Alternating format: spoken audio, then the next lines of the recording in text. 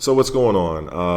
I want to take this time to speak on what's been going on with Tekken. For instance, over the past weekend, ending on the 8th of December, we have a new Tekken World Tour champion, an unlikely character choice of Kuma, a damn grizzly bear. And it was a Korean player, a South Korean player by the name of Rangchu, I think his name is. He fought in the grand finals against a Pakistani player named Atif Butt, I think his name is. It's a strange name. He used the character Dragunov, arguably, I think, top 3 in the game in terms of best characters. So shout outs and respect to Rangchu. It goes to show that, if you're dedicated and you believe in your character, even if the character is considered low tier, you can definitely accomplish great things. Now, I will say, and this is not to throw shade, but I will say that the vast majority of the players were probably not expecting this. I don't see anybody outside of Rangchu's fan base or his friends believe that he had a real chance, in my opinion, because to my understanding, Kuma is ranked pretty low. But again, props to him. And that kind of brings me to the next article of business, and that is the upcoming Game Awards, which is actually tomorrow. So depending on when you watch this video, the Game Awards have probably already happened. So the Game Awards is December 12th. I don't know what time it is. I'll have to look it up real quick. But the big story there is Namco, or should I say Harada's team, the Tekken team, are going to unveil what I feel is going to be a guest character. I don't believe it's going to be a legacy character. I believe it's going to be a guest.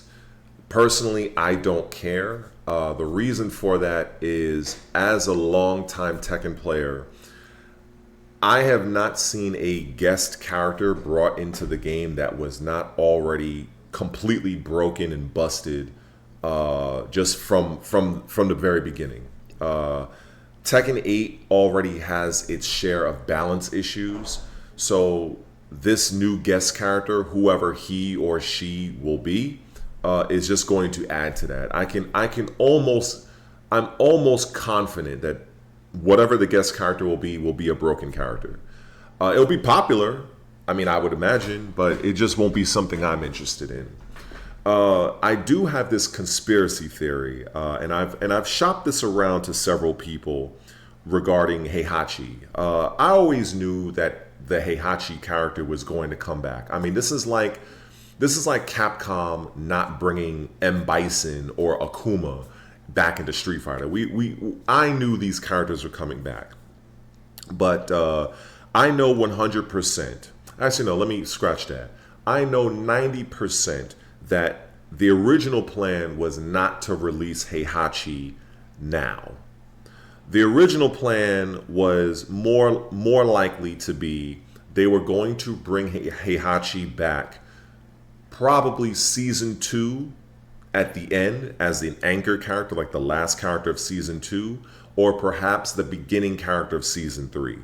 That's my belief. To go into this further, when Tekken 8 was first released, and I know because I played in the closed beta, there was a PC player that leaked certain information regarding the season 1 DLC.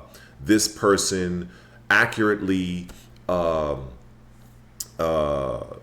revealed that Eddie, Lydia, Marduk, and Fakumram were in the game's files. Now, in case you're unaware, Lydia was Tekken 7's last DLC character. So a lot of people in the community felt that you're bringing Lydia back so early in the Tekken 8 lifespan. It's like you're paying for her again. And people remember that played Tekken 7. It's like, wait, we just bought Lydia in Tekken 7. And of all the characters to bring back, you're bringing back this character. So this ties into the backlash that resulted from that leaker, that PC leaker, being accurate. So I feel that in a desperation to try to curry favor with the community and squash all of the negativity, Harada and his team decided to bring out Heihachi much sooner because the Heihachi character is extremely popular. But now you're left with the issue of who is going to be the anchor character for Season 1. Now, there is a trailer that was shown during the Tekken World Tour Finals last weekend, I believe on December 8th, showing some aspects of Tekken 8's Season 2 content. So we already know that Anna Williams, Nina Williams' sister, is going to be Season 2's first DLC character for Tekken.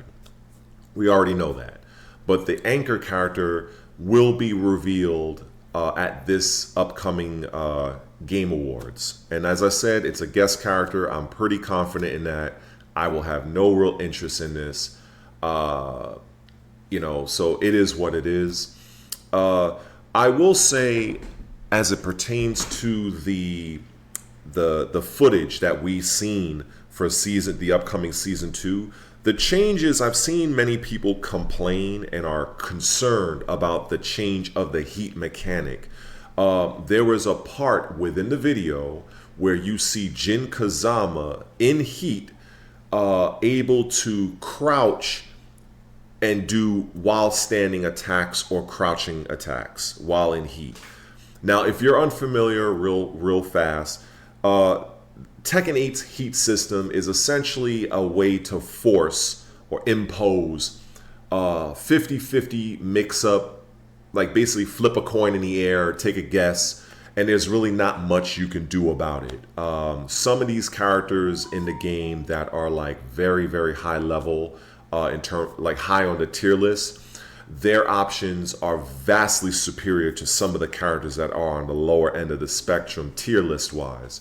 So to be able to have a character run in after a heat engager attack, now not only do you have to concern yourself with the standing attacks or a grab, you now have to also concern yourself with attacks that will come from the crouched state or a while standing state. Personally speaking, I don't really care about this. I feel that this was something that should have been added from the very beginning.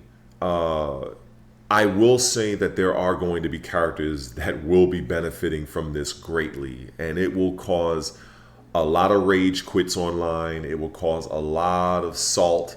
People are going to be salty as all hell, and it is what it is. This is what's coming.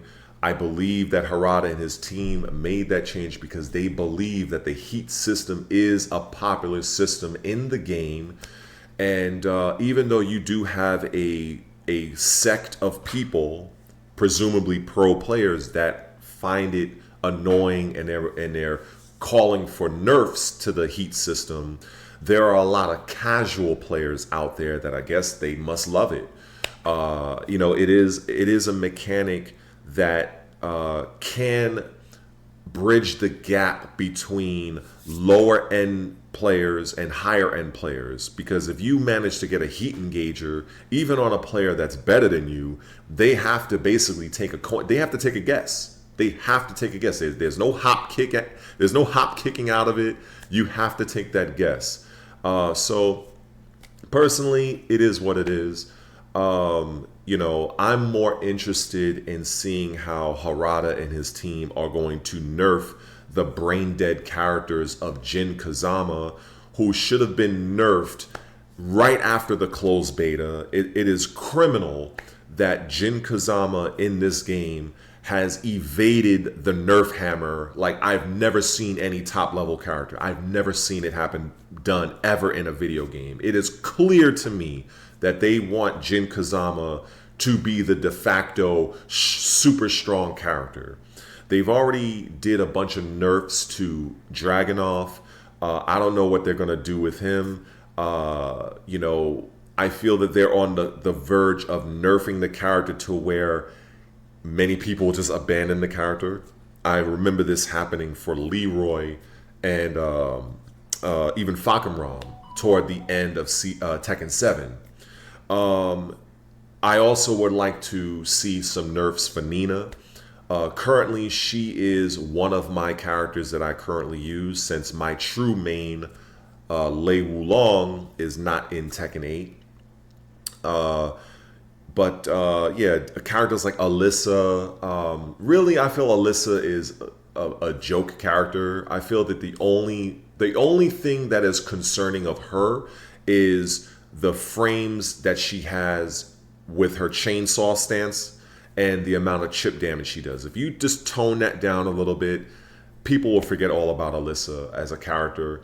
But Dragunov, you could probably make some minor adjustments there. Jin Kazama needs to have a complete rework. He's brain dead. King has been a character that definitely needs to be toned down. That down forward 2-1 hit confirm, that shit needs to go. Either you commit to it or whatever, that the armor where he kind of armors up and does a mid follow-up, that needs to be punishable.